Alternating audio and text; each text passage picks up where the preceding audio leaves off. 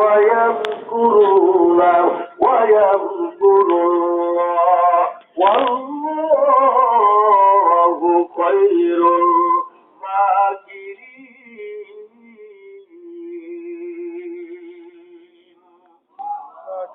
এটা আল্লাহ পাকের কোরআন। ওয়াইয়াকুরু বিকাল্লাযিনা কাফারু, কাফিররা সিদ্ধান্ত নিয়েছে লিয়ুসবিতুকা, মুহাম্মদকে কি করবে। বন্ধুরা আবার খেয়াল করেন, মুহাম্মদকে আল্লাহ রাসূলকে তারা জেলের মধ্যে বন্দী করে রাখার সিদ্ধান্ত নিয়েছে। এই আয়াত থেকে বোঝা যায়। বন্ধুরা আবার আয়াতটা নাযিল হয়েছে 27 সফর, বৃহস্পতিবার আসরের নামাজের পর।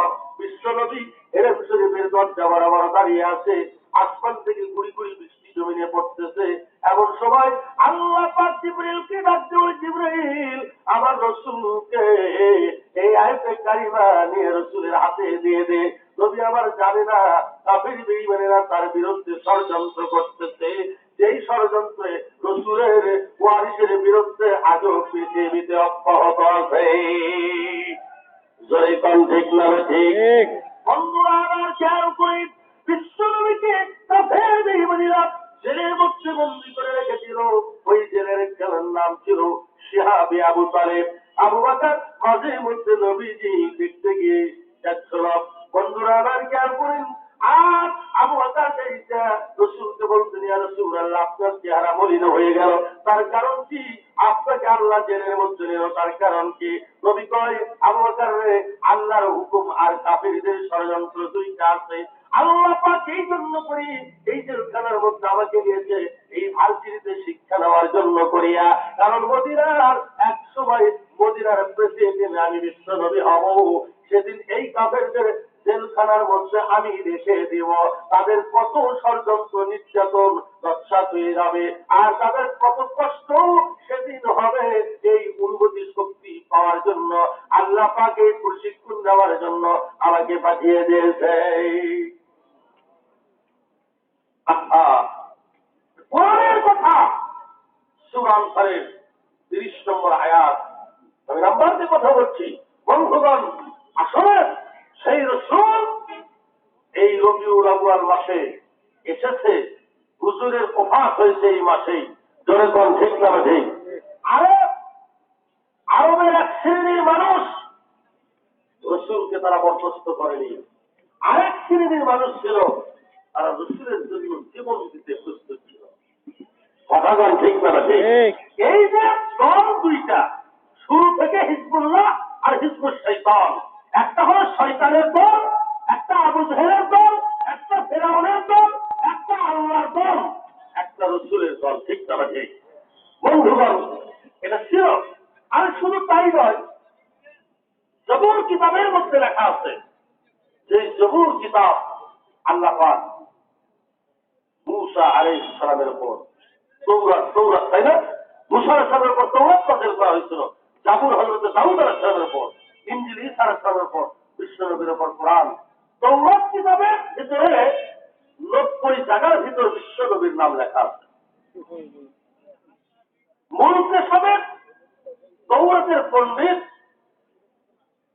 কাফিল পাদ্রী গভীর রাত্রিতে তৌরাত কিতাব পড়তেছে মূসা আলাইহিস সালামের সময়, দেখে মুহাম্মদ সাল্লাল্লাহু আলাইহি ওয়াসাল্লামের নাম লেখা।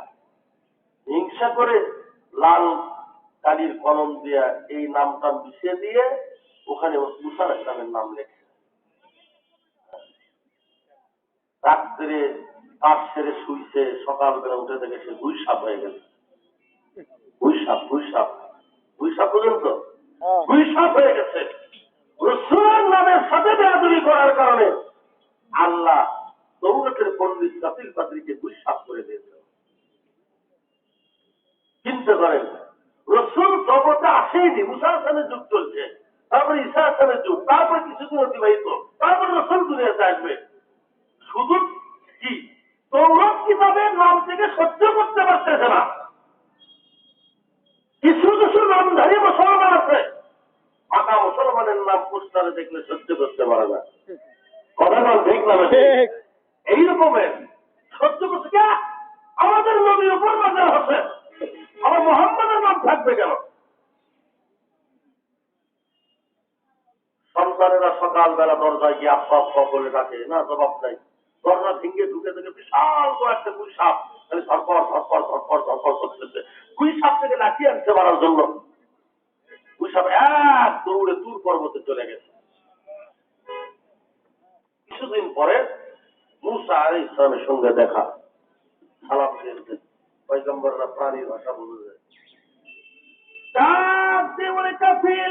অবস্থা কেন হুজুর, ওই তৌরাত কিতাব আপনার উপর নাযিল হয়েছে, ওই তৌরাতের 90 জায়গার মধ্যে মুহাম্মাদের নাম লেখা ছিল। আমি লাল কালির কলম দিয়া ওই নামটা আমি মিশিয়ে দিয়া আমি আপনার নাম লেখার কারণে সকালবেলা ঘুম থেকে উঠে দেখি আমার চেহারা মানুষের চেহারা সুরাত নাই, হিসাব হয়ে গেছে।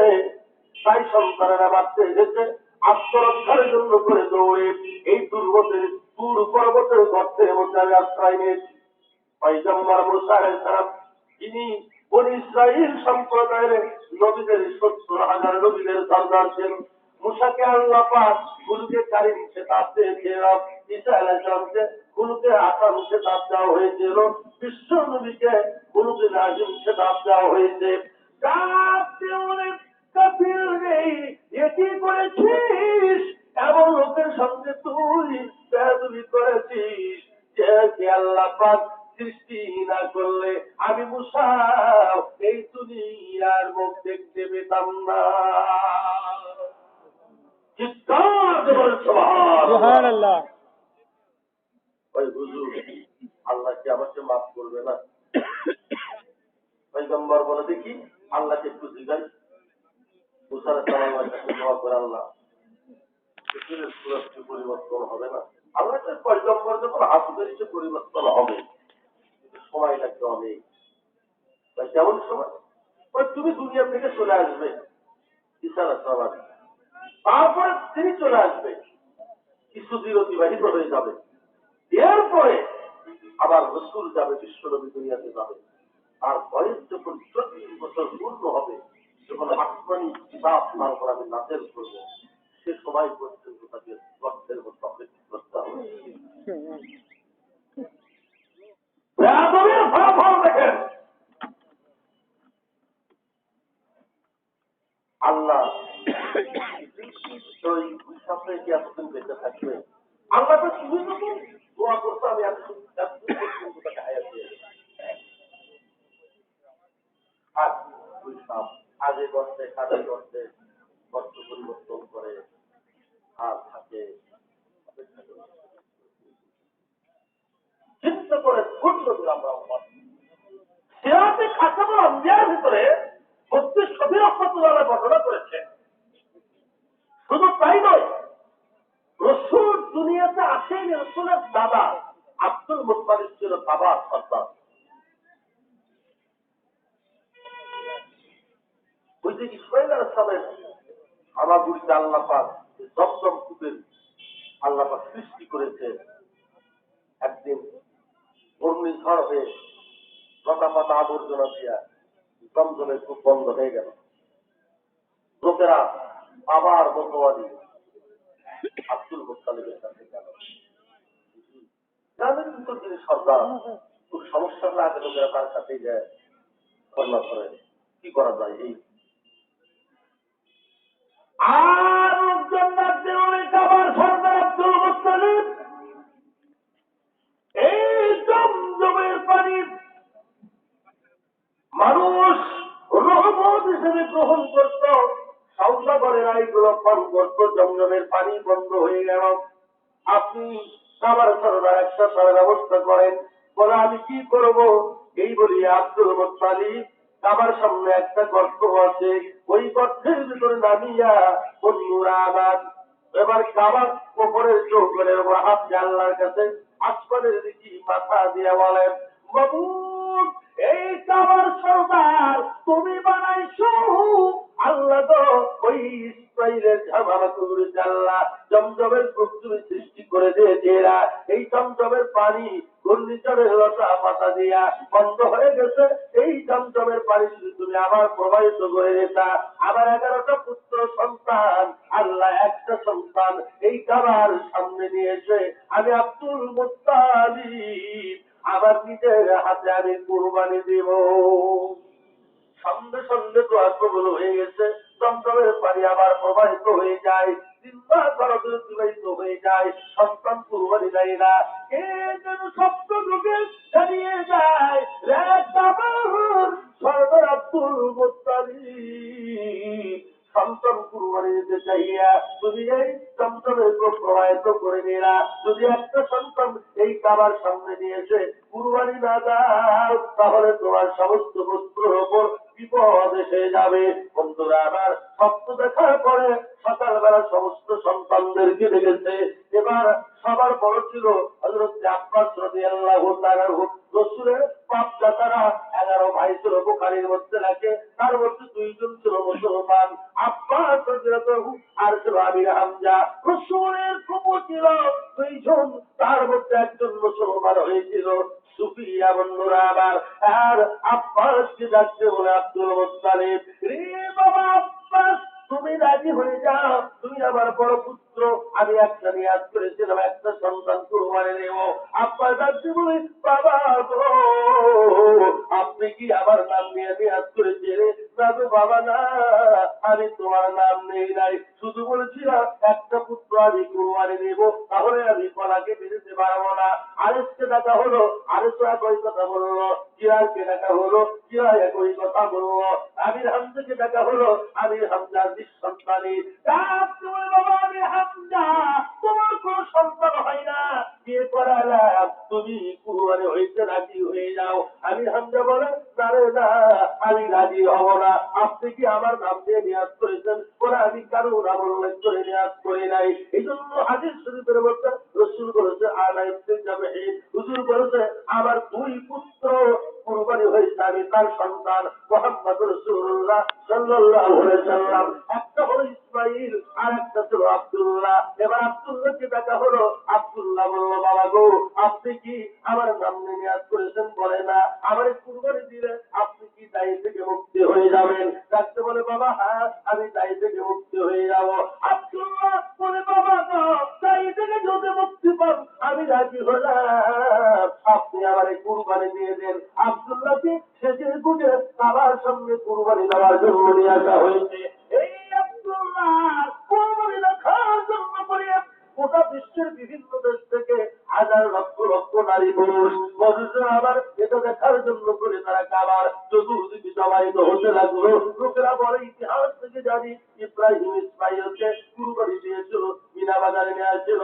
আবার আব্দুল মুত্তালিবের যেন কি হলো, আজকে তার পুত্র আব্দুল্লাহকে কুরবানি দেওয়ার জন্য কাবার সামনে নিয়েছে। তার কারণ কি? এই মানুষ কুরবানি দেখার জন্য করিয়া লক্ষ লক্ষ লোক ওইখানে বন্ধুরা আবার বাবার চতুর্দিকে তারা একত্রিত হতে লাগলো।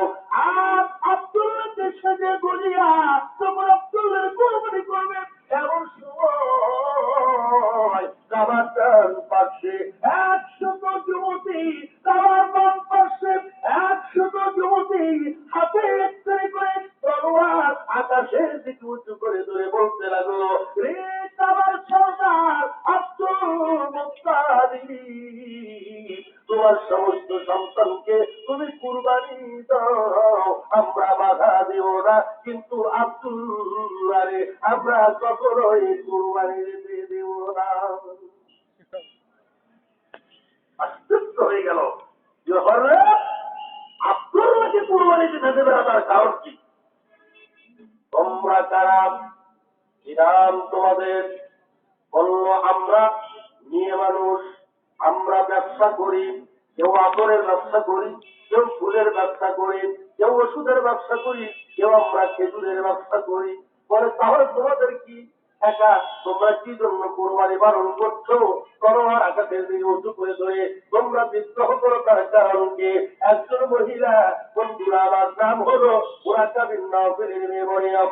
তার জীবনে কাবার সরদার আব্দুল মুত্তালিব, শোনো রে আল্লাহর কসম করে বলতেছি, আমরা ব্যবসা করি, যেদিন আমরা এই ব্যবসা দিয়ে আমরা ব্যবসার মালপত্র আমরা লইয়া যাই, আর আব্দুল্লাহর চেহারা যেদিন আমাদের নজরে পড়ে, আল্লাহর কসম করে বলি রে, ওই দিন আল্লাহ পাক আমাদের ব্যবসা বাণিজ্যতে অধিক পরিমাণে আল্লাহ পাক লাভ মুনাফা দান করে।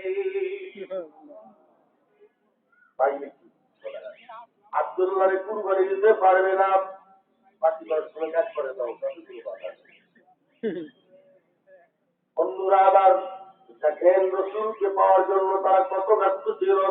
তৌরাত কিতাব, ইনজিল কিতাব পড়িয়া, সেই বেদন সেই বেদক পড়িয়া এইগুলো রসুলকে পাওয়ার জন্য করে তারা বাধা দিয়েছিল। কিতাবের মধ্যে রাখে বন্ধুরা আবার এবার তখন তো ইন্ডিয়ার কিতাবের যুগ, পাত্রীদেরকে দেখা হলো, পাত্রীরা পরামর্শ দিল কি করা যায়, বলে দুইটা কাগজ নিয়ে আসেন, একটার ওপর আব্দুল্লাহর নাম লেখেন, একটার ওপর 100টা উটের নাম লিখিয়া 7 বছরের নাবালক দিয়া চক্ষু বেঁধে দিয়া লটারি করেন, দেখা যাক কার নাম ওঠে। তাই করা হলো, একবার একটার ওপর আব্দুল্লাহর নাম, একটা কাগজের ওপর 100 উটের নাম দিয়া ছোট্ট বালককে চক্ষু বেঁধে দিয়া বন্ধুরা আবার মগের ভিতরে দুইটা কাগজ ছেড়ে দিয়ে লটারিতে টান মারা হচ্ছে। প্রথম যখন টান হয়েছে আব্দুল্লাহর নামে এসে হাজির হয়ে গেছে। 100 বার টানের 2 বার আব্দুল্লাহর নাম, 3, 4, 5, 6, 7, 8, 9, 10 বার আব্দুল্লাহর নাম।